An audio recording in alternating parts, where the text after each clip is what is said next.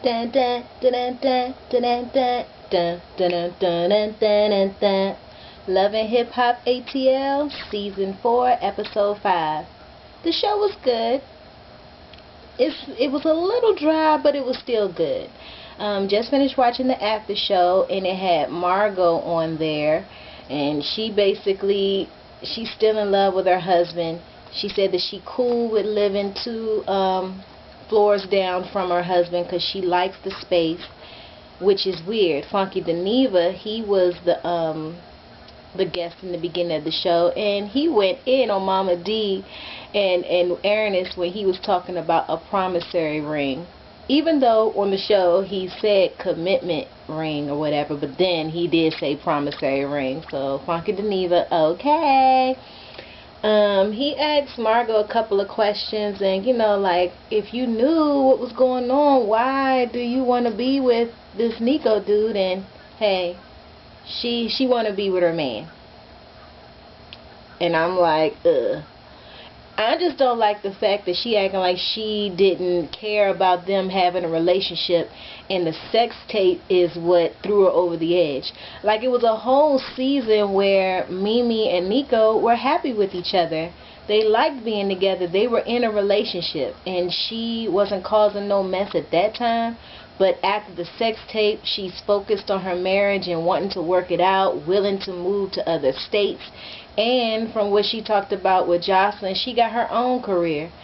So I think she was the one holding the camera still. Or, she just knew that Nico's whole plan was to, end up making some money through Mimi. Because it was something that she even said, saying that, Nico and her was like trying all kinds of things to make money, and that she wasn't willing to make no sex tapes. So Nico talked about sex tapes before.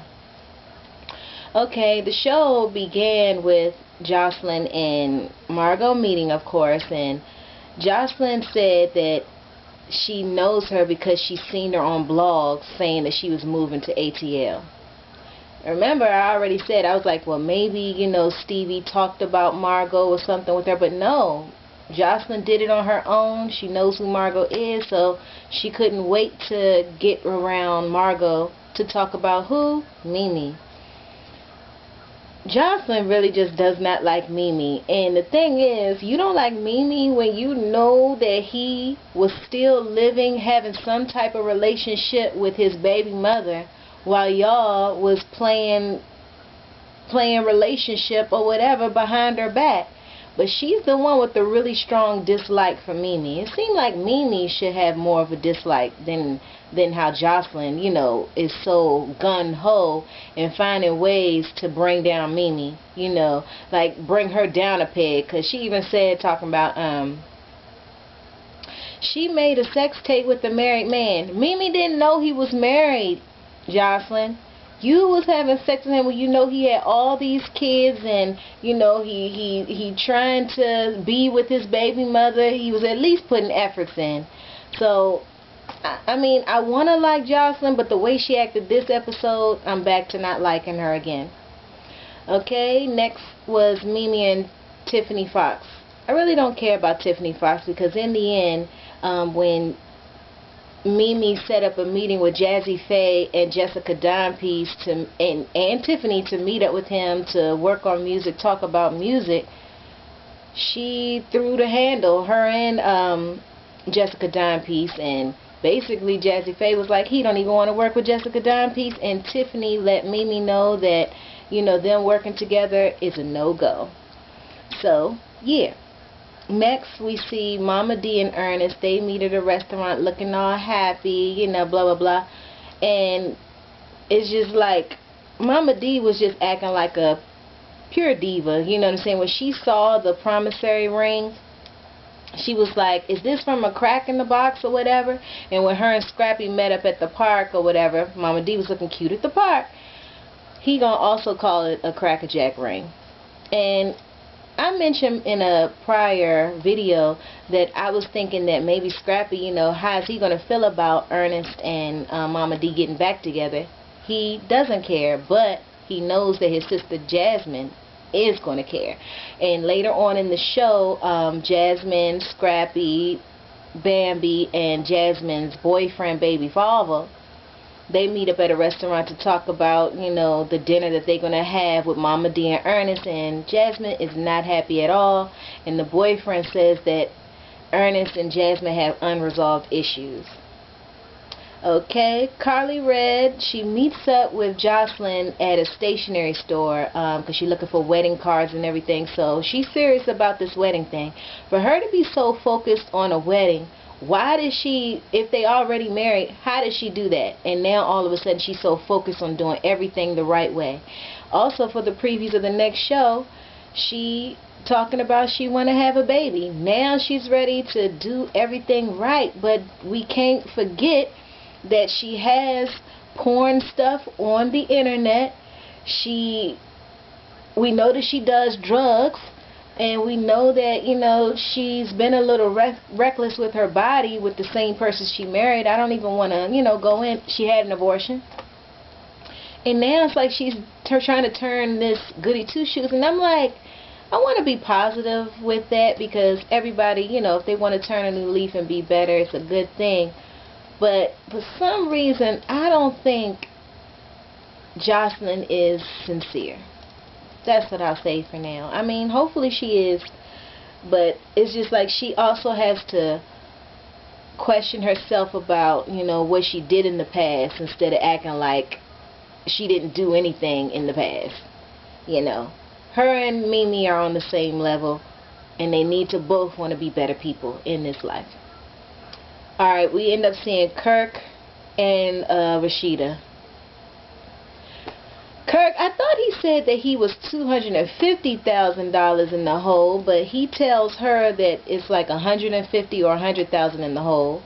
And she meets up with him at the house that they're supposed to be building, because she found out that their joint account, he spent $32,000 in one day.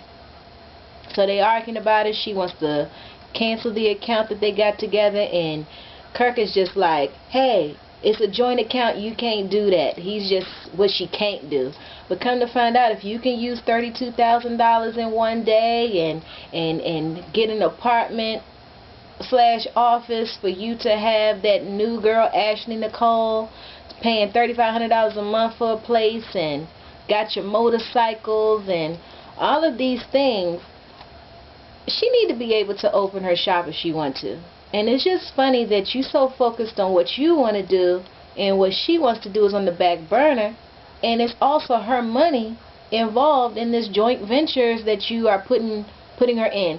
And it's funny that Rashida is still not focused on forging her name to get the $3,500 a month place. Nobody talking about that no more. He forged her signature. Even though it was okay for him to do, she's still supposed to be upset that he got a place without her knowing, when I bet her name is on the house that he's building as well. Okay. Mimi and Jessica Dime Piece talked before meeting with Jazzy Faye and the Tiffany situation, which I already talked about. And Mimi was letting her know about Tiffany. And Jessica was like, you know, I ain't even worried about that, because if you're going to be working with me, it's going to be a full-time job, and you're not going to have time to be working with Tiffany anyway. Well, since Tiffany already ejected herself from working with Mimi, hey, she got a full-time job with Jessica Dime. Oh, and in the after show, K. Michelle made an appearance, and they showed a little bit of her song that's out, and she was asked about Mimi in the sex tape or whatever, and she was just like, hey, she don't put nothing past Nico. So she still has some love for Mimi. I like that. Okay, I already talked about Mimi and Scrappy meeting at the lake. Okay, oh, 3 creeps meet up at a pool place. Kirk, Jock, and that dude Tony. Tony is happy to hear any news about one of his mans, his friends or whatever, having more trouble or just in trouble in their lives. He likes that. He likes hearing stuff like that. He's entertained by that. I don't like Tony. And Jock ended up saying something like, you know, with the strawberries and, you know, videotape or whatever the case is, end up calling it Mimi type stuff.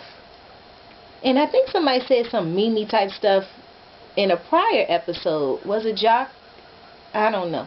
Anyway, Faith Hill, she meets Stevie J at the rehab place, and she's talking about she want to work with him. And Stevie, this is like he's 3 weeks in, which is like, you know, almost time to get out of the rehab place, and he wants to work with her. Scrappy and the Bam was looking good. Bambi looked good. She looked natural. But we know she had makeup on. But she looked good at that restaurant.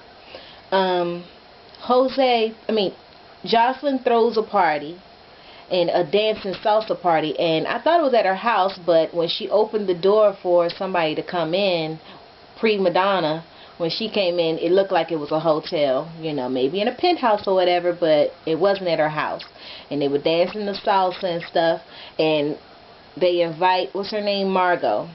And Margot, you know, she's sitting there, come to find out, and Carly, she just want all the tea.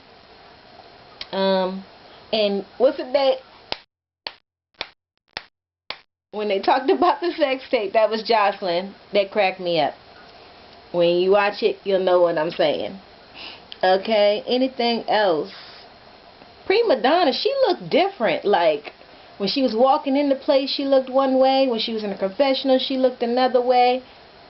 She's the queen of waist training. There's so many people that have done this waist training stuff. And everybody is the top seller of it. Who really begun this waist training thing?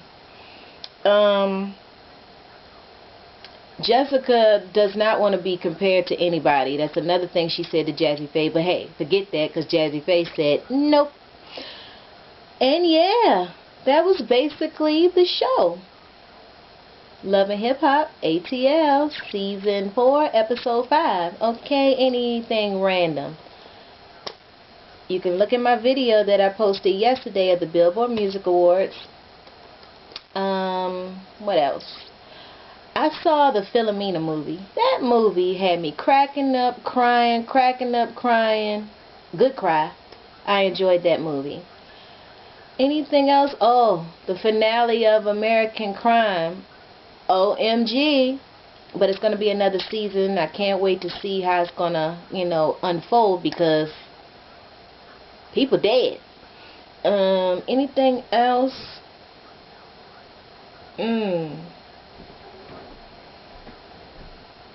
I don't really have too much. I'm going to keep making these videos. Maybe I'll be random. I just wanted to... Oh, Ashley Miller. Ashley Miller was really nice to give her tickets that she got to go to the Billboard Music Awards, and she gave it to the Ghetto View. And I looked at the Ghetto View's video, and we said the same thing about Chris Brown was looking like Miguel. We agreed on that. I didn't see Bondi Blue on the after show, and she said she was going to be on there, but maybe Funky Deneva took her spot. So that's all I'm going to say until next show. Peace out. Have a good night. Good day. Love.